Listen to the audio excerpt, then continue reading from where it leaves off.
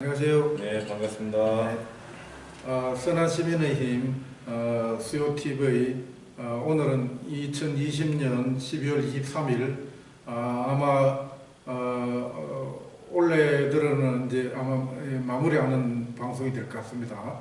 오늘은 그래서 특별히 한 해를 마무리하고 또 새해에 우리 민족이 그렇게 꿈꾸는 남북 협력과 통일로 크게 다가가는 전환의 시기가 되길 바라면서 그런 의미에서 중요한 뜻깊은 분을 모시고 오늘은 대담을 좀 하도록 하겠습니다.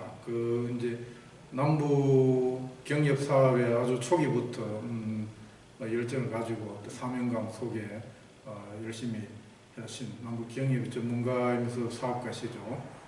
지금 현재 주식회사 한라이스 백두까지라는 이름도 아주 의미심장한 회사의 대표를 맡고 계신 우리 이혁은식 선생님을 모시고 말씀을 나누겠습니다. 인사 한 말씀 하시죠. 네, 안녕하세요. 참 금년은 코로나19 때문에 온 국민뿐만 아니라 전 세계 사람들이 참 이 난데없는 감염병 때문에 많은 시련을 겪으면서 온 것 같습니다. 좀 전에 말씀하신 오늘 선한TV의 마지막 강연일 것 같다라고 하는데 제가 이 참 의미 있는 또 자리에 이런 또 강연 아닌 이런 말씀을 또 나눌 수 있는 이런 기회가 돼서 영광입니다. 반갑습니다. 예, 반갑습니다. 우리 이호 대표님이 이런 중요한 한 해를 이렇게 마무리해 주시가 저도 기쁘고 우리 선한 시민의 힘은 우리 민족의 미래를 열어가는데 지금 현재의 남북 양 체제가 주장하는 현재의 상태로는 도저히 서로 다른 길을 가기 때문에 우리는 생태 공동체 민주주의라는 철학을 제시해서 그 철학하에 남북이 하나의 이 중심점이 되고 그게 또 이 세계 지구 문명도 자본주의를 넘어서는 그런 철학이다 이걸 제시하면서 이제 하고 있습니다. 근데 그 우선은 우리가 통일을 이루는 거기 때문에 오늘 우리 여 선생님 모시고 말씀을 좀 나누겠습니다. 우리가 남북이 이 해방과 동시에 분단이 돼서 우리 뜻과 다르게 외세에 의해서 물론 됐지만은 우리 스스로도 주체적인 역량이 부족해서 그 내분 일어나고 분란이 일어나서 불행하게 이제 분단된 지 지금 이 75년이 됐습니까? 그동안에 분단됐다는 거는 결국은 순환이 안 된다는 거 아니겠습니까? 우리 국토가 반으로 갈라져 가지고 사람으로 생명체로 치면은 이 피가 중간에 잘려가 안 흐른다는 건데 그만큼 부작용이 얼마나 많겠습니까? 각각 나누어져 가지고 지금 수천 년을 한 민족으로 살았던 우리가 그걸 아직까지 극복을 못하고 있는데 그러기 위해서는 끊어진 걸 실핏줄부터 이어가지고 나중에 동맥까지 이어야 되지 않겠습니까? 그래서 서로 오가고 소식을 주고받고 이야기하고 물자도 사람도 오가는 게 그게 1차적인 통일인데 우리는 그거 하는데도 이렇게 힘듭니다. 그래서 이 남북 경협의 이 역사는 지금 20년도 훨씬 넘었죠. 개성공단은 김대중 대통령이 남북 정상회담 이후에 남북 선언에 의해서 미국의 그 반대에도 불구하고 김 대통령이 설득을 해서 적극적으로 성사시키고 그때부터 본격적인 우리 그 이전에 물론 남북 경협이 있고 했었지만은 개성공단에가 본격적인 우리가 이제 남북 교류가 있고 했었는데 그게 지금 다 차단됐지 않습니까? 그런데 그러한 남북 경협 초기에 우리 이혁은식 대표님이 북한과의 경협에 이 발을 디디셨는데 어떤 연유로 그런 남북 경협에 그리 일찍 참여하게 되셨는지 또 그런 열정 사명감을 가지고 하셨다가 왜 또 중단이 되셨는지 그런 경험에 입각해서 한 말씀 좀 듣겠습니다. 네. 예, 참여하게 된 동기도 그렇거니와 지금 중단은 제 의지와는 전혀 상관없이 중단된 거고요. 우선 참여하게 된 동기부터 말씀드리자면 저는 2000년부터 시작했습니다. 그 2000년이 김대중 정부 시기에 6.15 선언이 있었고요. 그 자체가 또 저에게도 동기가 됐고, 그 다음에 또 개인적으로는 다가올 통일에 대비해서 또 제대로 또 공부를 해놓자라고 하는 의미로 뒤늦게 대학원에 입학해서 북한 전공도 했던 터에 굉장히 열의에 넘쳤었는지 비교적 쉽게 이 사업을 열게 됐습니다.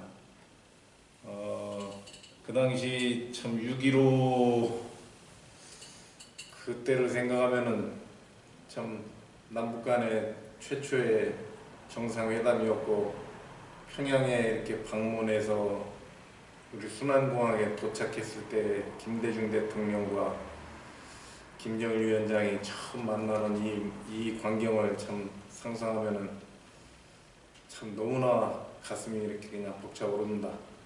자, 그러면서 저 또한 이렇게 서둘러서 남북 경협을 시작하게 됐는데, 제가 마침 그 당시에 극동문제연구소에서 주최한 그 남북 경협 아카데미라고 그 3기로 그 수강 중에 있었습니다. 굉장히 의미 있는 이런 강의였었고, 그 강의 프로그램 중에 금강산 관광도 있었습니다. 아이고, 그 금강산 갔을 때 또 그 참 감동은 아직도 가슴에 이렇게 좀 아주 깊게 남아 있습니다. 자, 그러면서 제가 아까도 이제 소개하셨지만은 한백무역이라고 하는 그 자그마한 무역회사로 시작했는데요. 실제 한라에서 백두까지입니다. 그 의미는 이북에서는 백두에서 한라까지라고 호칭하면서 하나로 되자라고 하는 이런 뜻으로 많이 얘기하는데, 구호처럼 남쪽에서도 어느 사업가가 남북 경협을 하는데 여기에 좀 맞장구라도 쳐야 되는 거 아니냐라고 하는 이런 의미로 우리가 한라에서 백두까지라고 하는 이름으로 이렇게 시작을 했습니다. 네, 시작의 의미는 이렇게 간략하게 말씀드리겠습니다. 그것도 좋은 그 인연을 갖고 계셨네요. 근데 이제 북한과의 무역이든 교류든 이런 걸 하려면은 먼저 북한으로부터 초청장이 있어야 되고 북한의 파트너가 있어야 거의 시작할 수 있는데, 우리 이 대표는 뭐 어떤 그런 뭐 특별한 이 무슨 연구가 있었습니까? 전혀 없었고요. 예. 일단 뭐 전공을 했다라고 하는 이런 조금 이제 지식적으로, 그 다음에 또 그간의 어떤 민주화 운동이라든가 통일에 대한 열망을 늘 우리가 가지고 살았기 때문에 마음적으로는 일단 벌써 가까웠다라고 말할 수 있습니다. 그러면서 지금 말씀하신 실제 초청장이다 뭐다 하는 거는 우리가 제가 이 호칭부터 말씀을 드리겠습니다. 저는 이북이나 북쪽 혹은 북측이라고 표현합니다. 남한 북한은 대한민국을 줄이어서 한국이라고 하는데, 그 한국의 남쪽 남한, 저쪽을 북한이라고 하는데 전혀 다른 엄연히 국가인데 저쪽을 우리나라화 혹은 우리 땅화하는 이 자체도 잘못되어 있고, 또 저쪽도 우리도 남조선이라고 하고 그거를 북조선이라고 표현할 때 그래서 우리 김대중 대통령 때부터였을 것 같습니다. 평양에서든 어떤 남북이 만났을 때는 각자 자신의 입장에서 이제 표현을 하지 말고 서로 남측 북측 혹은 남녘 땅 혹은 북녘 땅, 남쪽 북쪽 이런 식으로 이제 표현하자라고 하는 말이 있었습니다. 저는 거기에 아주 적극적으로 동감을 했고요. 지금도 북한이라고 하는 말은 제 입에서 잘 안 나옵니다. 그래서 이제 제가 말할 때도 계속 이제 북이나 혹은 조선 이렇게 이제 표현한다라고 하는 그 말씀을 좀 먼저 드리고 싶고요. 그래서 이제 북쪽으로 이제 우리가 직접 방문할 때는 저쪽에서의 초청장이 반드시 필요하고요. 그 다음에 이제 일반 경역을 한다라고 할 때는 제일 처음에 또 이 공식적인 말에 이렇게 들어있으니까 북한 주민 접촉 신고서가 첫 번째 과정이에요. 통일부에. 그때 이제 저쪽 상대 누구를 만나러 가느냐, 또 뭐 때문에 가느냐, 어디서 만나려고 하느냐, 이런 것들을 다 써서 제출해야 되고요. 기본적인 어떤 사업 계획서, 뭐 어떻게 생각하면 사업 계획이라고 해야 되겠죠. 이제 이런 것도 그 안에 이제 그 첨부를 해야 되고요. 그렇게 하면서 저쪽을 직접 만나게 됐고, 어디 경유하거나 뭐 누구한테 물어서가 아니라 조금 더 좀 정확하게 알고서 조금 지름길로 저는 달려갔습니다. 예. 그 뭐든 뜻이 있고 뜻이 지극하면은 길이 열린다고 하지 않습니까? 그런 이 길을 저절로 길이 열리신 것 같네요. 어쨌든 그런 뜻으로 앞으로도 더 많은 큰 업적을 쌓으시리라고 믿어집니다. 그 중요한 말씀을 또 아까 하셨는데, 우리 용어 그런 것들도 남북이 서로 이렇게 너무 갈라져가 서로 적대시하고 그걸 또 이용하다 보니까 용어 하나에도 우리가 너무 예민하지 않습니까? 조선이라 하면 어떤데, 조선이라 하면은 보합독이, 북한 찬양제 이런 이야기는 하고, 그런데 그 조선이라는 거는 우리 고조선부터 우리 민족 고유의 나라고, 그 뜻이 아름다운 아침의 나라라는 뜻이 좋거든요. 그래서 북한이 북조선이고 남한이 남조선이 좀 좋다 생각 들어요.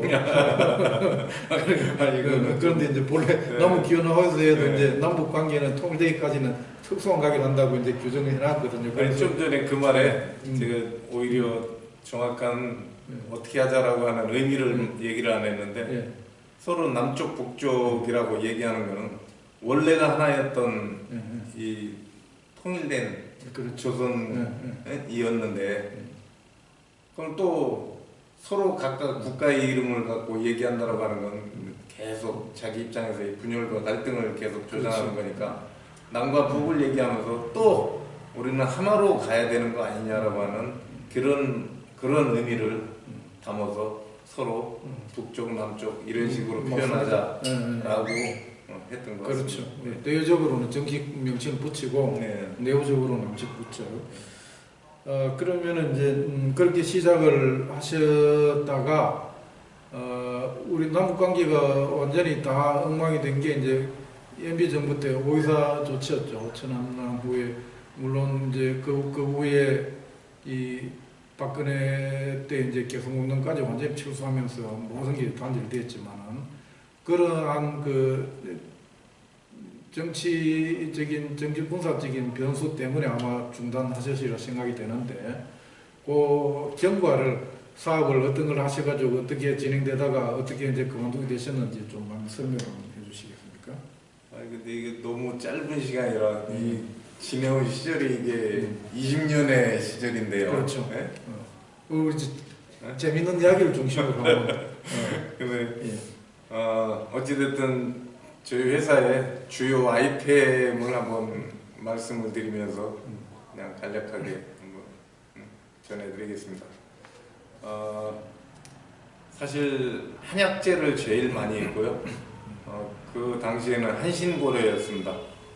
우리가 이제 이름은 처음에는 한백무역에서 시작해서 한신고려로 법인화시켰고, 그 한신고려를 최근에 다시 한라에서 백두까지라고 하는 법인 이름으로 온 건데요. 가장 많이 한 거는 한신고려의 이름으로 한약재를 주로 했고요. 그 한약재를 하기 전에 제가 처음 시작한 일이 고사리입니다. 고사리 하면은 겨우 고사리, 사람들이 아마 제가 고사리 가져왔다고 하니까 많은 사람들이 의아하게 생각했습니다. 근데 우리 이제 이 대표님도 얼른 좀 그런 생각이 있으실 것 같은데, 저는 다른 뜻이 있었습니다. 먹거리, 식탁 하기 위해서 먼저 통일을 그렇죠. 하자라고 그렇죠. 하는 의미로 북녘산 고사리를 먼저 가져왔었습니다. 네, 그래서 아마도 그 당시에 많은 사람들이 먹으면서 아 이게 북한 고사리래 라고 하면서 많이들 먹었던 기억이 떠오르실 겁니다. 그래서 이런 이제 이 먹거리부터 시작해 가지고 제가 이제 둥굴레며 그다음에 주로 이제 건체류 거기다가 이제 표고버섯 그다음에 이 북어포 그냥 북어채죠. 이제 북어채 그다음에 이북에 사실은 약까지 예. 건강기능식품이라고 하는 이런 약까지 좀 다뤘고요. 사실 이건 이제 비공식적인 이런 거래였고요. 그 밖에 사실 뭐 어떤 면으로 볼 때는 제가 그 사이드로요. 중국 심양에 주로 나가 있었는데 뭐 아시다시피 해외에 이북 식당도 많고 뭐 또 심양이 또 단동 이제 신의주 건너 단동을 거쳐 가장 큰 이런 련영성에 이제 우리가 성 도다 보니까 이북 사람들도 가장 많이 나와 있는 곳이기도 합니다. 그래서 호랑이를 잡으면 호랑이 굴에 이렇게 잡으려면 그 굴에 들어가야 된다는 것처럼 그쪽에 있으면서 많이 사실 접했고요. 그리고 거기서도 아이템들에 대한 이런 아이디어도 많이 얻었습니다.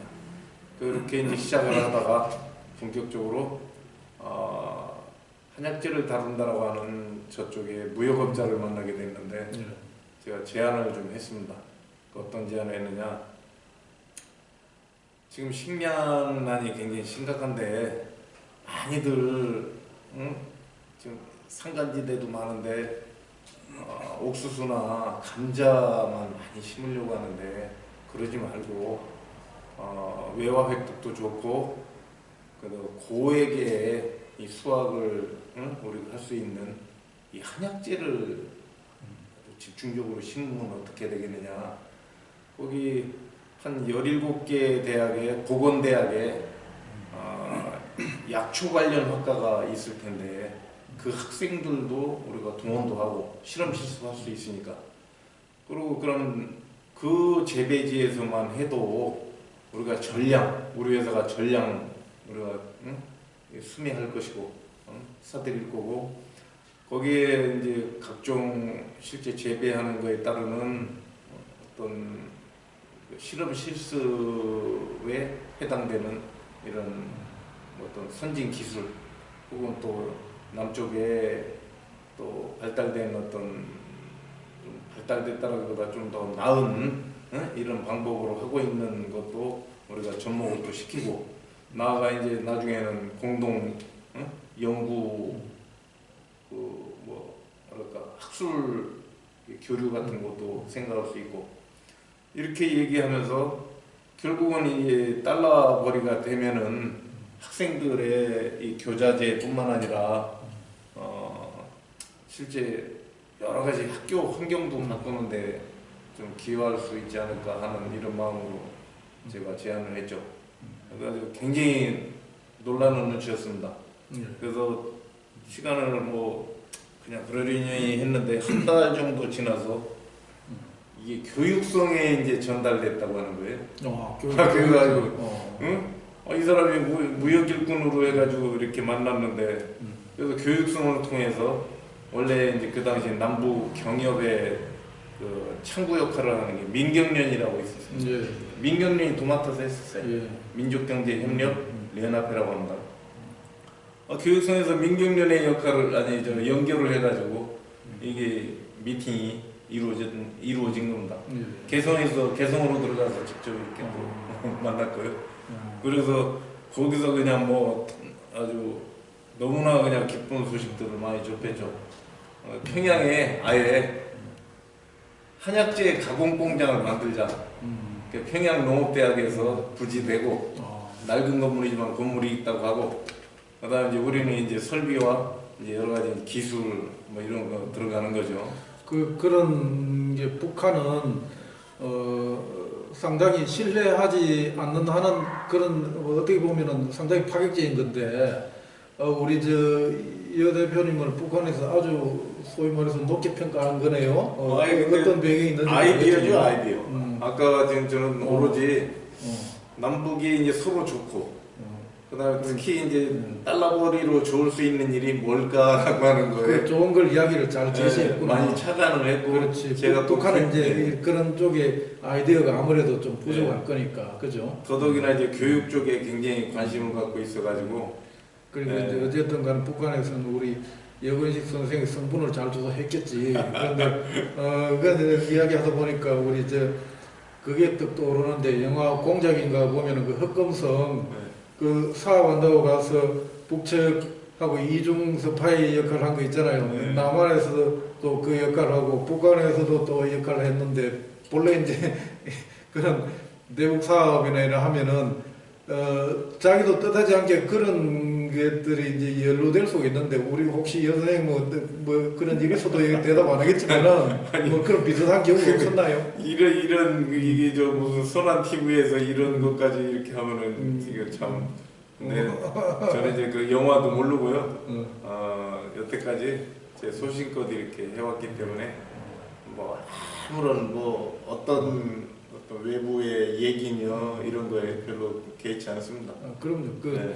우리가 정말 초질관 생각했던 우리 민족 사업에 대해서 그 확실하게 밀고 나가는 걸로 저도 알고 있고 또 우리 여 선생이 이 마조뚱과 외관이 닮은 점이 많아요. 아마 그래서 북한에서 더 이렇게 평가한 거 아닌가 농담이지만 네. 그런 생각을 합니다.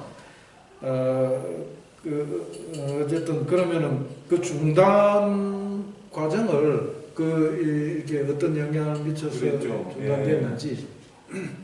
그래서 한약 그 당시 이제 그 평양에 아예 이제 한약 가공 공장까지 차린다라고 하는 거와 함께 바로 한약재를 일단 공급해 줄 수 있는 만큼 밀어주겠다라고 하니까 우리는 너무 고마운 거죠. 그래서 공장은 공장대로 추진하고 한약재는 이제 우리가 바로 들여올 수 있으니까 그때부터 법인을 만들고 난 다음에 2006년 하반기부터 시작한 게 바로 한국신약과 함께 했기 때문에 한국신약이라고 하는 이름 자체를 사람들이 듣고 이거 혜성처럼 나타난 이 한신고려가 어디길래 이렇게 그냥 한약재를 이렇게 많이 가져올 수 있나라고 의아하게도 생각했습니다.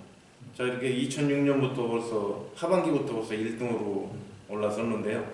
2007년 그리고 MB 정부가 들어선 2008년까지도 우리가 제일 많이 가져왔고요.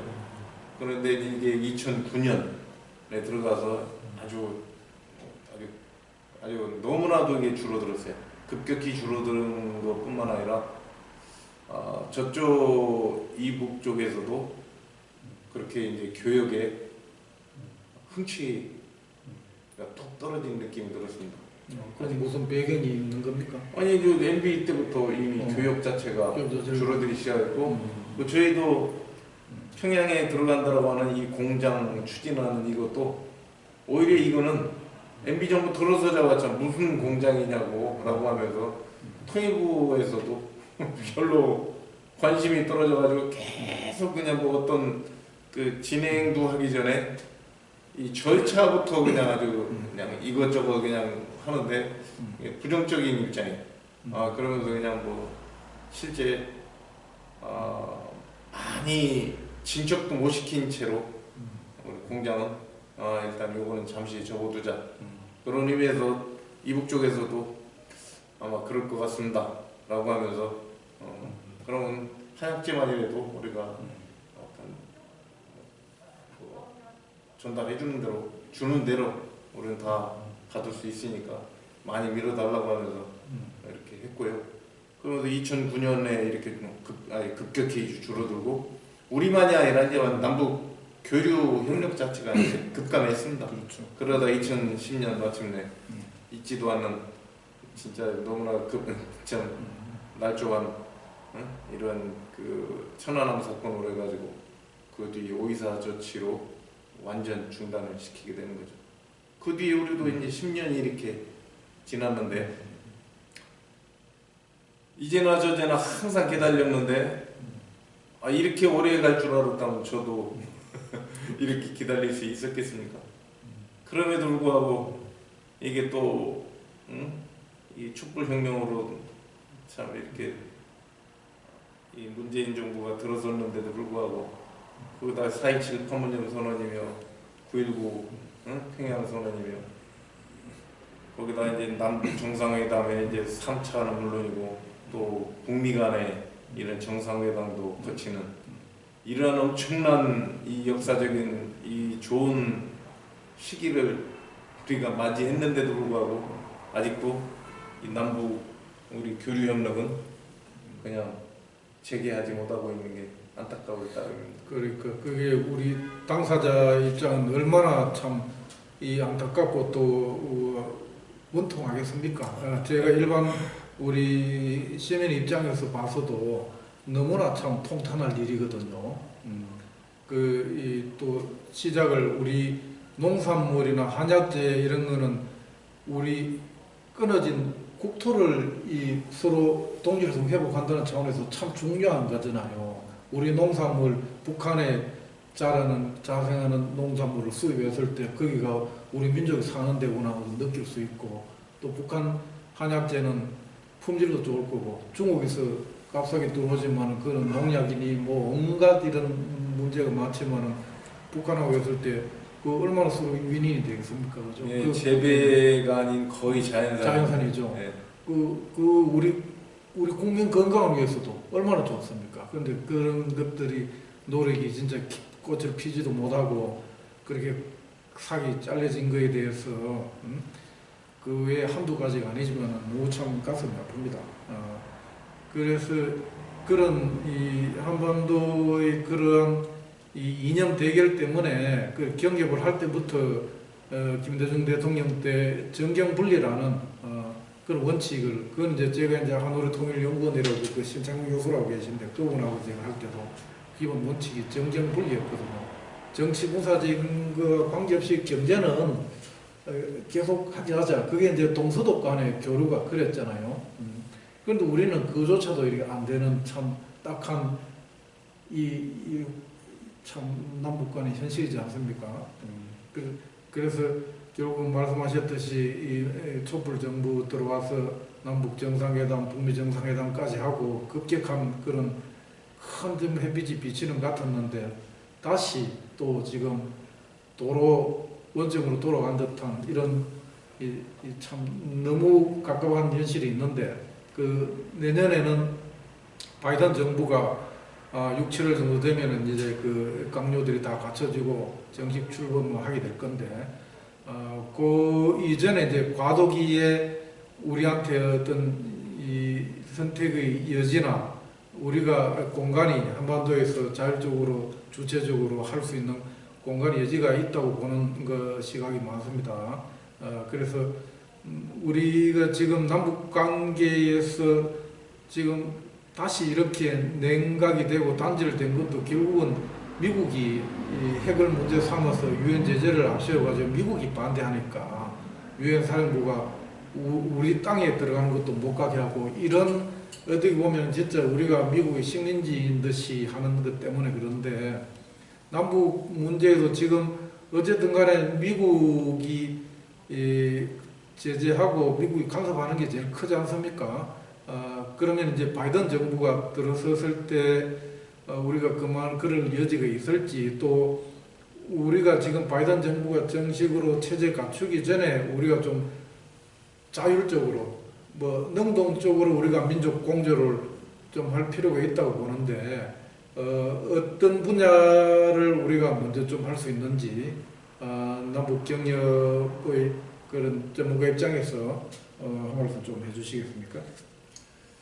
예, 뭐 아까 질문 중에도 남북 교류 협력이 그 중단이 미국의 제재 압력 때문이다라고 하는 거는 뭐 근본적으로 맞습니다. 물론 거기에 못 이겨서 이제 박근혜 정부 때 2016년 2월 10일 통일부나 그 자신의 이제 행정부에서도 반대했는데도 불구하고 갑자기 개성공단을 해체하기까지 했죠. 물론 그 전에 이제 MB 정부 때도 박광자 사건이나 뭐 이런저런 이유로 잠시 폐쇄하기도 했지만은 금방 재가동 했었던 거죠. 근데 또 박근혜 정부 때도 뭐 북의 미사일 발사 실험에 대응하는 차원에서 뭐 그랬다 하지만은 너무나 이제 구차한 이런 또 핑계고요. 실제는 미국의 압력이 이제 거세진 반면에 흔히 그렇습니다. 정권이 약할 때는 외세의 힘이라고 하는 것은 아주 가차없이 밀고 들어오니까요. 이런 가운데 남북관계의 경색이라고 하는 측면을 정치적으로 이용했다라고 볼 수 있습니다.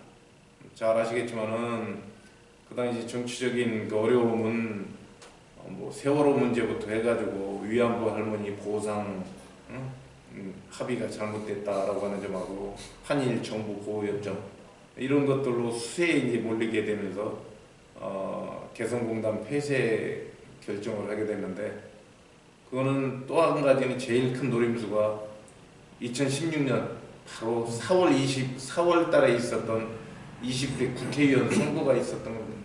그 북풍을 또 이용하려고 했는데 그때 여지없이 또 지기도 했던 거죠.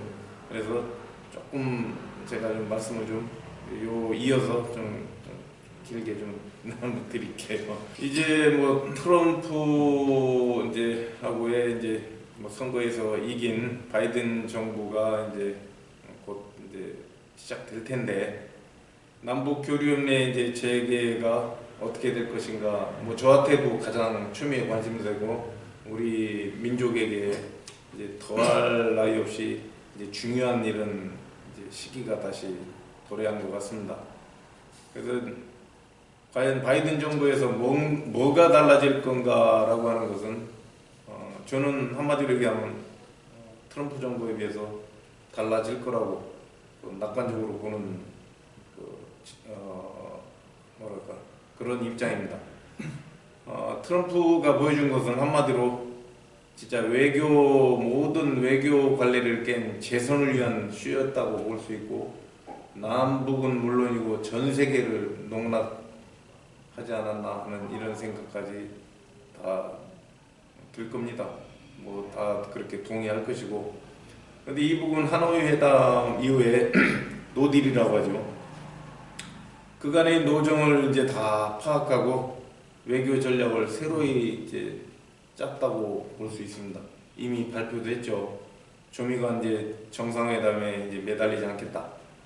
미국이 새로운 셈법으로 나오지 않는 한 구차한 회담은 의미가 없다. 핵 폐기를 운운하면서 어떠한 달콤한 대응 조치를 내온다고 해도 나라의 안전이나 체제 보장과는 바꿀 수는 없다. 핵 보유국은 기정사실이 되었으니 우리식으로 자력갱생의 길로 더욱 매진하겠다. 이렇게 천명도 했고요. 그리고 우리 정부에게도 따끔한 얘기했잖아요. 참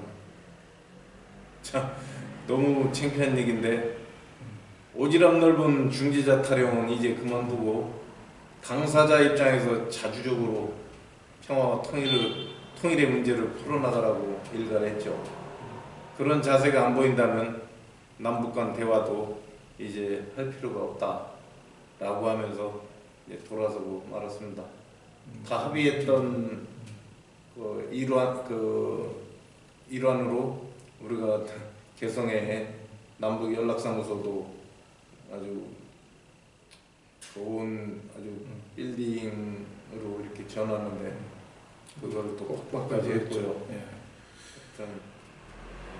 그런 걸 보면은 북한은 이 경제적으로는 너무 지금 공공에 처해 있고 우리의 뭐 50분의 1 수준밖에 안 되고 하지만은 저렇게 당당할 수 있는 것은 결국은 이 생각의 차이라고 보거든요. 사상의 차이. 그는 뚜렷한 주체 사상이라는 사상으로 전 인민이 북한이 하나로 생각들이 뭉쳐져 있으니까 거기서 그러한 주도적 힘도 나오는 건데 그건 이제 체제의 차이가 있죠. 남한은 소위 민주주의라는 체제 하는데 그 철학이 우리는 궁핍하죠.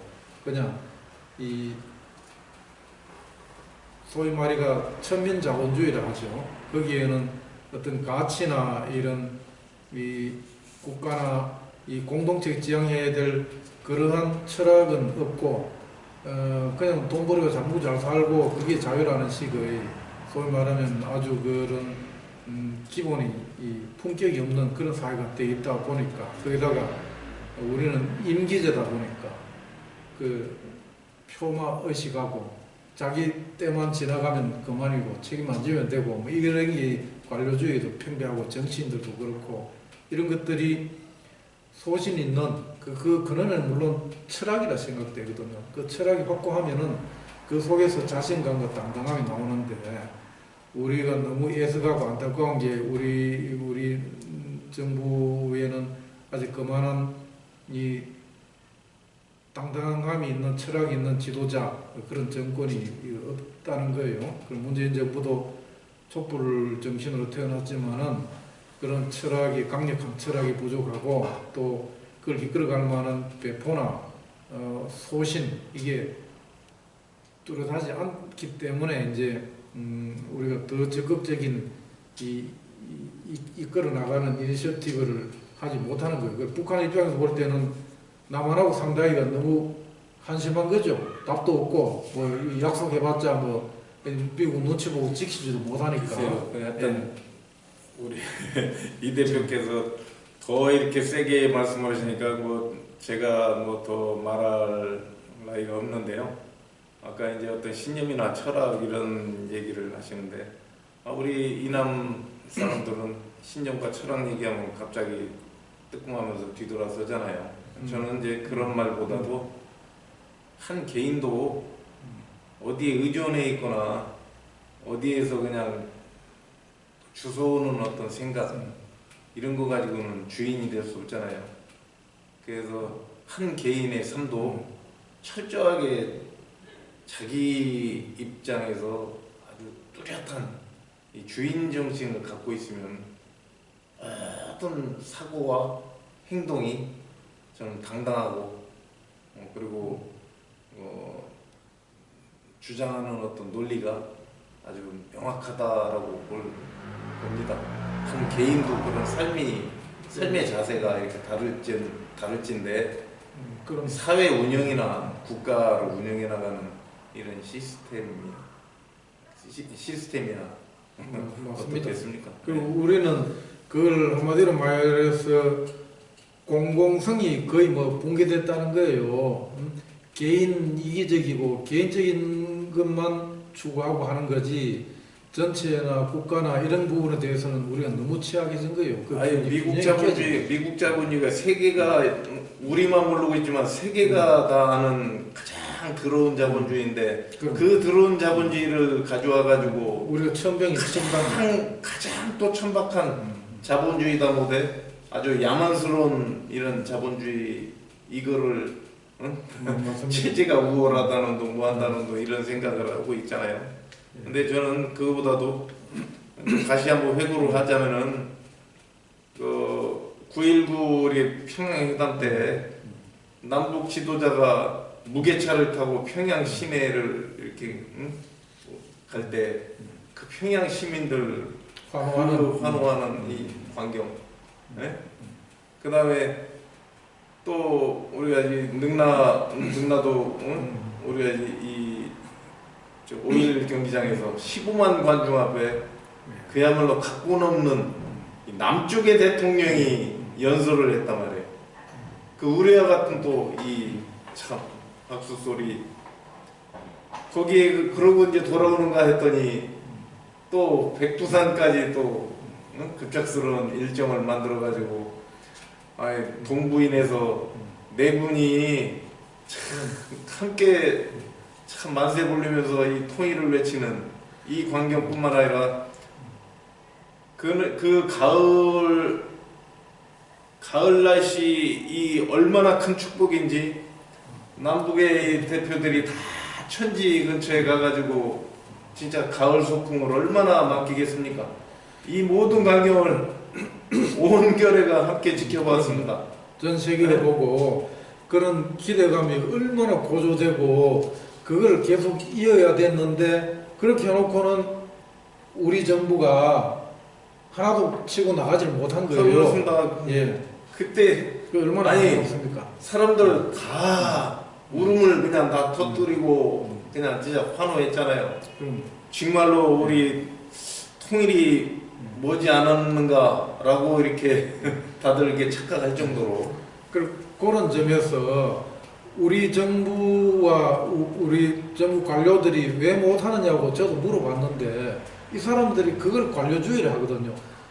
이래 분석하고 저래 분석하면은 우리가 미국이 하지 말라는 걸 하게 되면은 당장 경제 제재, 금융 제재, 무선 제재가 들어온다 이런 식으로 그거는 충분히 누구든 예상할 수 있단 말이에요. 그 예상에 의하면은 아무도 못하는 거예요.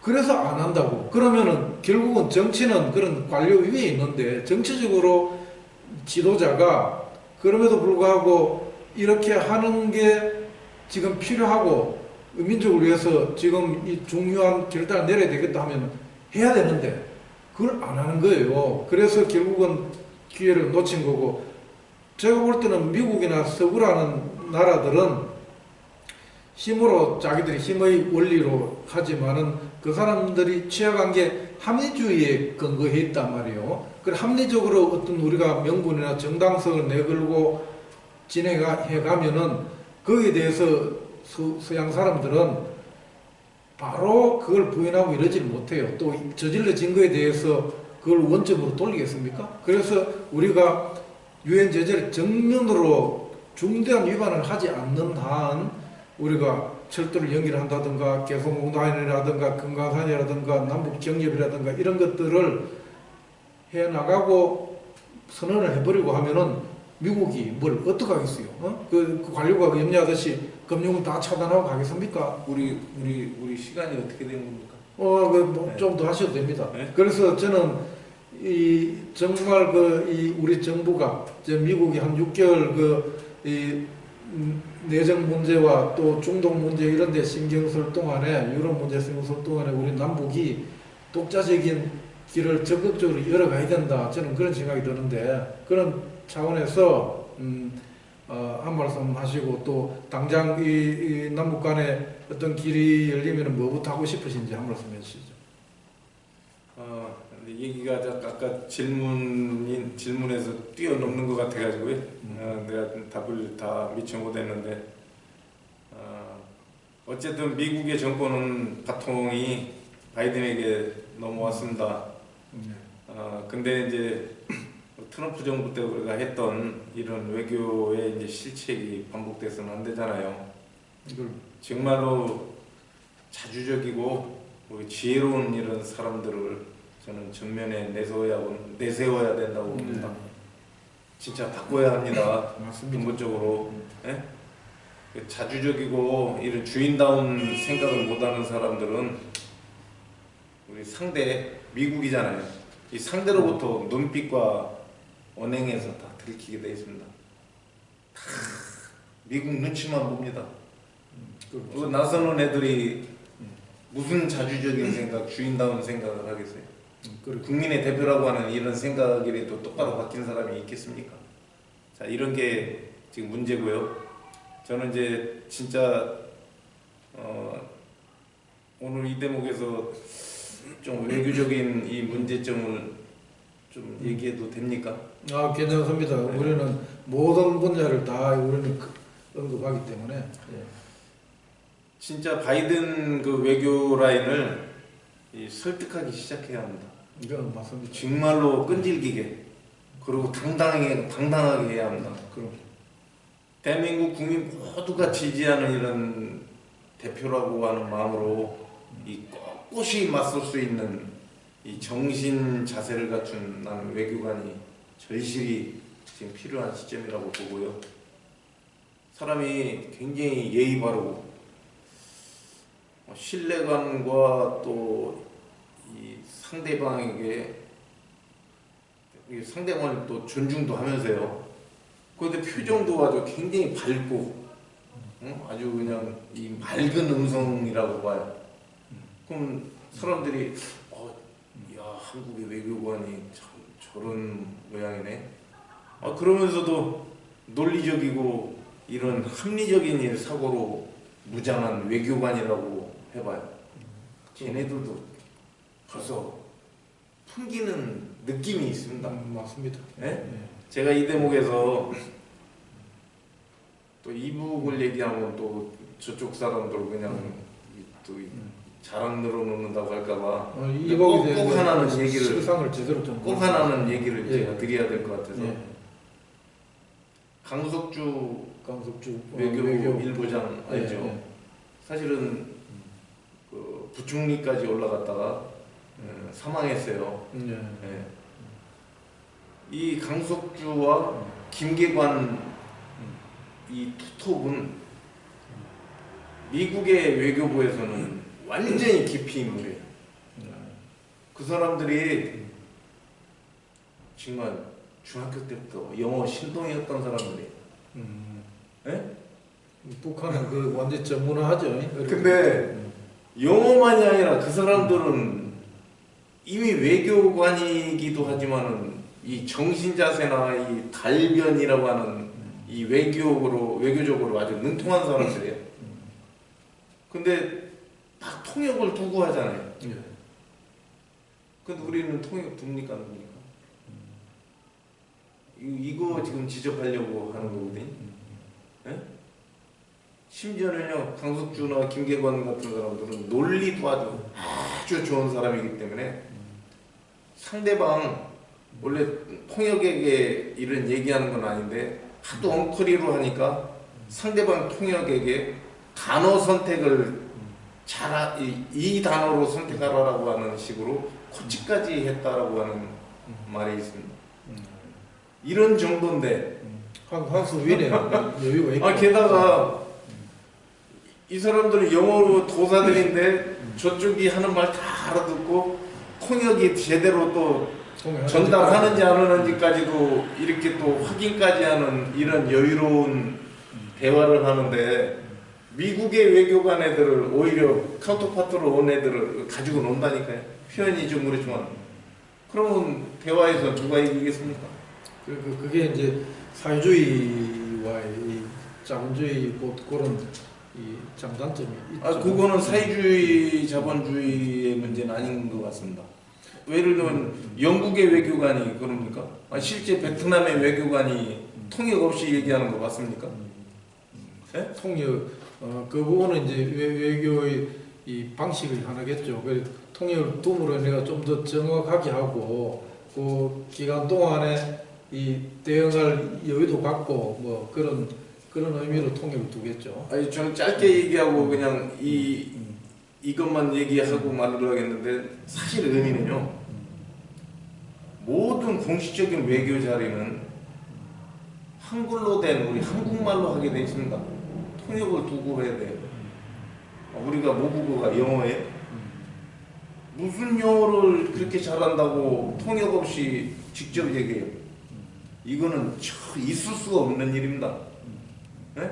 그래서 저는 이거부터 뜯어고쳐야 된다. 네? 그러면서 실제 우리가 영어만 잘한다고 다 되는 게 아니잖아요. 그렇죠. 이 외교 라인을 고쳐야 돼, 완전히 바꿔야 된다고 하는 게 뭐냐면 다재다능한 더더욱이나 거기 이 국제 관계는 물론이고 실제 배짱 있고 자주성 있고 지혜롭고 합리적인 어떤 이 논리를 가지면서 상대방을 설득할 수 있는 정말로 일반 사람들 중에도 그런 능력 있는 사람이 있고 정치인도 있고 또 각 분야인 이런 사람들이 많아요. 맞습니다. 자, 이쯤에서 실제 우리 마피아라고 하는 이런 우리 한국 사회에 여러 조직이 있는데 요즘 많이 거론되고 있는 검찰 조직, 이 우리 한국 사회 아주 그냥 암적인 일대 마피아죠. 또 마피아가 또 있습니다. 이 얘기는 좀 조심스러운데 그냥 이거는 좀 크게 얘기하겠습니다. 옛날로 따지면 이제 군대라든가 이 경찰이라든가 이렇게 얘기하잖아요. 숨어있는 마피아가 있습니다. 여기 외시 출신 외교부가 지네들이 순수혈통이라고 얘기합니다. 맞습니다. 예? 얘네들이 지금 우리 이 외국 국가의 흥망이 달려 있고 나라의 운명이 달려 있는 이 외교 분야에서 밥 말아먹고 있는 거네. 맞습니다. 그거는 제가 국회에서 통일 보좌관을 좀 했는데 누구보다 그걸 잘 실감하고 있죠. 우리나라 외교관들이 어떤 자세로 있는지. 하여간 저는 거두절미하고 모든 미국과의 공식적인 이 외교적 대화에는 통역을 반드시 둬라. 이게 진짜 이 주권 국가로서의 이 제대로 된 또 미국과의 외교의 첫 시작이다라고 저는 이렇게 중요한 지적을 하시네요. 우리는 네. 은연중에 영어 우월주의에 빠져가지고 그래 하면은 저 사람 영어 잘한다는 소리 듣고 싶어가지고 그런 게 이 세뇌가 돼 있죠. 그 중요한 우리는 그런 이 서희의 외교 담론도 있고 우리 민족 정기가 이렇게 살아 있을 때 분명히 그런 늠름한 우리 이 정신들이 있었는데 우리가 이렇게 왜소하게 변한 거에 대해서 반성해야 되겠습니다. 그럼 네. 북한 보고 배워야 되겠죠. 이거는 이북만이 아니라 다른 나라도 다 하고 있는 저는 모습이라고 보고요. 아까 이제 그 바이든 정부 저는 트럼프 정부보다는 분명히 남북 관계나 북미 관계 이런 게 발전하리라고 보고요.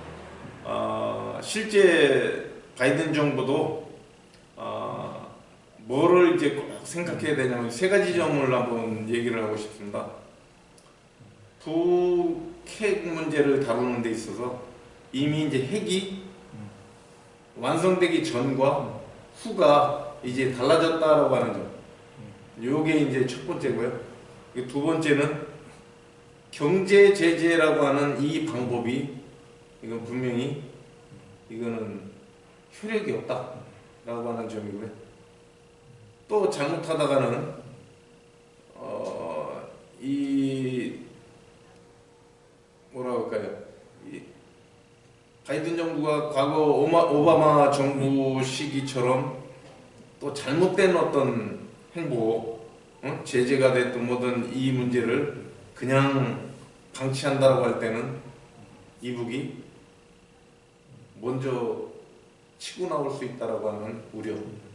그 치고 나올 수 있다라고 하는 우려라고 저는 표현했습니다. 그러나 저쪽은 당연한 요구일 수 있습니다. 그러면 이제 순서대로 얘기하면 핵이 완성된 이미 이북 입장에서는 핵 보유국이다라고 그렇게 생각을 하고 있고요.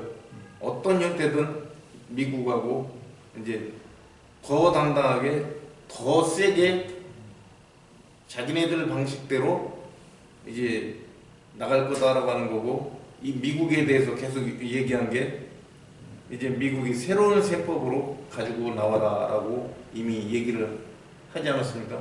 저쪽은 전 세계를 향해서 이미 공표를 하면은 그대로 합니다.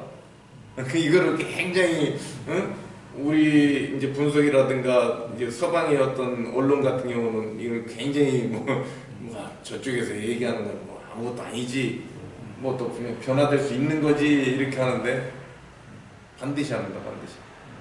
그다음에 두 번째는 경제 제재가 이 경제 제재 방법이 굉장히 효과가 없다라고 하는 부분은 바이든 정부도 인정하는 것 같은데요.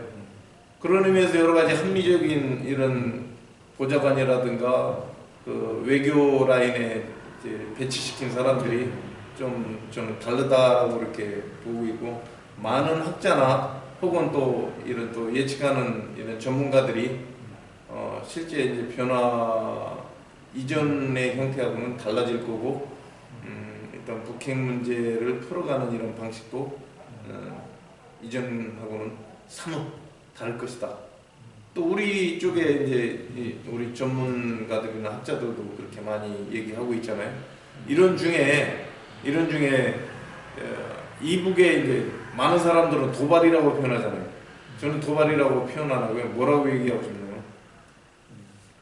이북에 당연한 요구이자 외침이라고 얘기하고 싶습니다.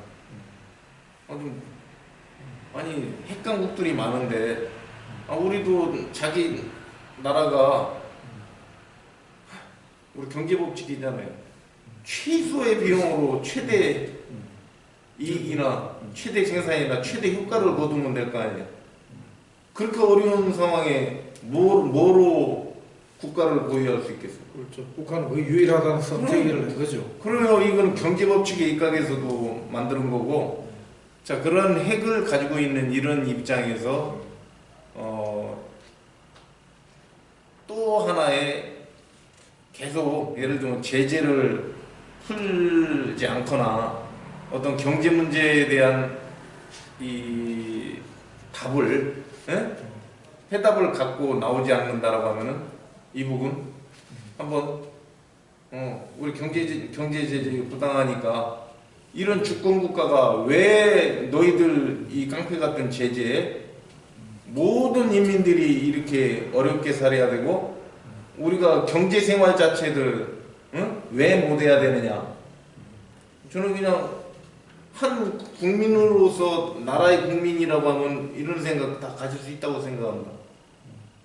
저쪽 사람들은 다 아마도 제가 표현한 이거는 뭐 100분의 1토막도 안 될 텐데 그렇게 생각할 것이고, 그런 의미에서 이 제재를 풀지 않으면 우리 바이든 정부 새로 시작했으니까 우리 축하의 인사를 보내겠다라고 하면서 보낼 방법이 여러 가지가 있습니다. 10월 10일 날 우리 전 세계가 아무도 모르는 사이 자정에 노동당 창건 기념식을 했잖아요. 그때 두 가지 선보인 거 훨씬 더 개량화된 ICBM하고 그 다음에 잠수함에서 발생하는 SLBM, 요게 이제 눈에 띄고 또 뭐라 하죠? 우리 여러 그 대형 방사정포. 자, 이런 것들이 있는데 또 이제 새로운 어떤 무기를 선보일 거다라고 하는 이런 얘기도 예고를 했습니다. BMP 탄인가 뭐 그것도 개발됐다죠. 근데 이제 저는 어떤 거를 지금 계속 눈여겨보냐면 아주 완성된 SLBM 잠수함에서 발사하는 한도도 소형화한 이거를 이제 선보이지 않을까라고 하는, 그러니까 이런 일이 벌어지지 않도록 저 주권 국가에 대해서 제재를 풀고 정상적인 경제 생활이 되도록 해야 될 거 아니에요. 근데 이제 되면 안 된다라고 하는 아까 이제 한 가지 좀 빠뜨린 게, 만약 바이든 정부에서도 자칫 잘못해가지고 그냥 방기한다라고 하면 제재 일색으로 계속 간다라고 할 때는 그러면 중국이나 러시아가 가만히 있겠습니까? 제재에 동참한다라고 하는 이 핑계를 대고 좀 주저주저 했지만은 대놓고 교류할 겁니다. 이북이 어려워진다라고 할 때 그거는 저쪽에서는 도저히 용납이 안 되는 거고요. 이렇게 되면은 북중러 또 혹은 우리가 참 듣기 싫은 얘기지만은 한미일이라고 하는 신냉전 체제가 훨씬 더 강화될 수 있다라고 하는 이런 게 된다면은 아마 바이든 정부 입장에서도 초창기부터 완전히 실패의 나라로 떨어질 수 있는 이런 염려도 있는 부분입니다. 우리식의 어떤 해석이 아니라 난 그런 길로는 안 갈 것이다 라고 하는 이런 측면에서 뭐 어떤 가능성도 있지 않을까라고 간혹 얘기하는 사람들에 대해서 저는 이제 오히려 그럴 일은 없을 거다. 단 이북은 주권 국가가 이 진짜 제재라고 하는 이 얼토당토하는 이거를 당하면서 겪는 이거를 타개할 방법은 분명히 마련하고 또 액션도 취할 것이다라고 하는 이런 생각입니다. 맞습니다. 저도 이제 그 말씀에 공감을 하고 북한이 이 고난의 행군 시기에 그때가 정말 어려웠고 그때 만약에 외부적인 압력이 없으면 무너졌을 거라 하거든요. 네. 그 지금은 그런 시대가 완전히 다르다. 핵도 있고 또 리더가 젊은 리더 김정은 위원장이 좋은 리더십을 발휘하기 때문에 그리고 우리 남한의 일부 수구 보수가 생각하듯이 북한이 스스로 자멸한다, 내부 봉기한다 이런 거는 좀 허황된 기대다 그런 생각이 듭니다. 거기다가 또 미국하고 중국이 패권을 가지고 다투지 않으면은 서로 그런 가능성도 있거든요. 대만이나 뭐 유구 열도 그 생각고 이런 데를 가지고 옛날에 딜을 몰래 할 수 있지. 북한 뭐 중국이 포기하는 대신에 뭐 이런 것도 생각할 수 있지만 지금은 미국 중국 관계가 국제 사자 패권을 갖고 경쟁하는 관계이기 때문에 그러한 딜하기는 그런 시나리오는 현실성이 많이 떨어진다. 그래 봤을 때 결국은 미국은 계속 제재를 한다는 거는 효과도 없고 결국은 러시아, 중국이 북한을 포기하지 않을 것이기 때문에 근데 이제 그럼에도 불구하고 미국이 클린턴 때나 트럼프 때처럼 그렇게 한다는 거는 한반도 긴장을 그냥 즐기고 자기들 군수 복합체들 무기 팔아먹고 한반도 긴장을 필요로 하는 우리 한국에도 그 필요로 하는 이 수구 집단이 있지 않습니까? 그렇게밖에 볼 수 없는데 그럼 그걸 깨는 거는 결국은 민족의 미래를 제대로 염려하고 이 민족 남북의 장래를 생각하는 이 애국 시민 그리고 제대로 된 리더들이 그걸 국민들한테 잘 일깨워서 우리 내적인 에너지로 그걸 뚫고 나가야 된다. 저는 그게 핵심이다 이런 생각이 들거든요. 그래서 우리가 이 새해를 이제 앞두고 정말 중요한 시점에 와 있기 때문에 우리가 정말 민족의 미래를 진심으로 걱정하는 사람들의 뜻이 좀 많이 모아져서 내년에는 정말 이 우리한테 국원이 와 있듯이 그걸 잘 키워서 우리가 정말 전기가 돼야 되겠다. 북한은 우리 남한에 비해서 오히려 그런 측면에서는 준비가 잘 돼 있다고 볼 수 있지 않습니까? 우리만 잘 그 대응하면 된다고 보거든요. 그래서 우리 여 대표님 같은 분이 거기에 하나의 중요한 역할도 해주시고 우리 선한 시민의힘도 우리가 생태 공동체 민주주의를 철학하에 우리가 우리 시민, 우리 국민을 제대로 골고루 반영하는 지도자들을 뽑아서 우리 민족의 갈 길을 제대로 가보자. 이런 걸 우리가 이제 주장하고 그걸 운동을 하는 데란 말입니다. 그런 차원에서 우리 선한 시민의 힘이 내년에 더 우리 뜻대로 우리 민족의 문제나 우리 대한민국의 문제들이 잘 풀리기를 좀 우리가 이제 열망하고 있습니다. 그래서 이 시간이 좀 많이 흘러서 마지막으로 우리가 우리 여 대표님이 볼 때 내년에 지금 현재의 시국, 이 코로나 이 시국 이런 그 하에서 또 이제 북한이나 미국이나 이런 정세들을 봤을 때 우리가 어떤 데서부터 좀 이렇게 길을 좀 열어나가는 게 좋을지 그리고 또 개인적인 각오나 뭐 이런 걸 한번 좀 말씀을 듣고 이제 마무리하겠습니다. 네. 그래서 이제 뭐 망하는 것들을 이제 생략하고 이제 시간상 이렇게 좀 말씀 짧게 드려야 되는 상황이네요. 저는 이제 바이든 정부가 1월 20일부터 출범하니까 바로 우리가 2월 달에 한미 합동 군사훈련이 있어요. 뭐 사실 세계 최대 연기해야죠. 네. 지금 코로나 때문에도 코로나 때문에도 그렇지만은 이 문제를 지금 인수위원회를 통해서도 미리 가닥을 잡게 해야 되고요. 그런데 이런 것이 코로나 핑계로 인해 가지고 임시적으로나 일시적으로 이렇게 취소한다라고 하는 게 아니라 근본적으로 이 땅에서 벌어지고 있는 이 전쟁 연습, 이 어마어마한 이 비용과 그 다음에 세계 최첨단의 전략 무기, 전략 자산이 동원되는 이 전쟁 연습에 누가 가장 예민합니까? 이북이 예민하잖아요.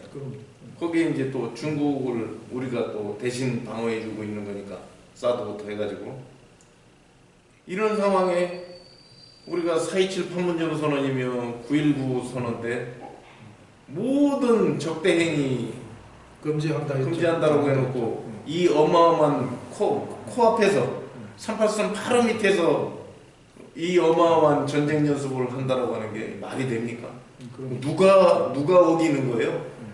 자, 이 부분 때문에도 우리가 제일 먼저 이 한미 합동 군사훈련 바이든 정부한테 이거 이제는 요번만이 아니라 근본적으로 이거에 대한 이제 중단 혹은 취소 폐지라고 하는 이 문제를 우리가 거론해야 된다라고 하는 점이고요. 이게 무겁다라고 한다면은 2월 달에 이거는 코로나 핑계로 일단은 멈추게 하자라고 하면서 우리가 우리 정부에서 제일 먼저 해야 될 게 주저주저 하지 말고 지금 저쪽이 우리도 수해가 컸지만은 이북도 곡창지대인 연백평야가 아주 엄청 날라갔어요.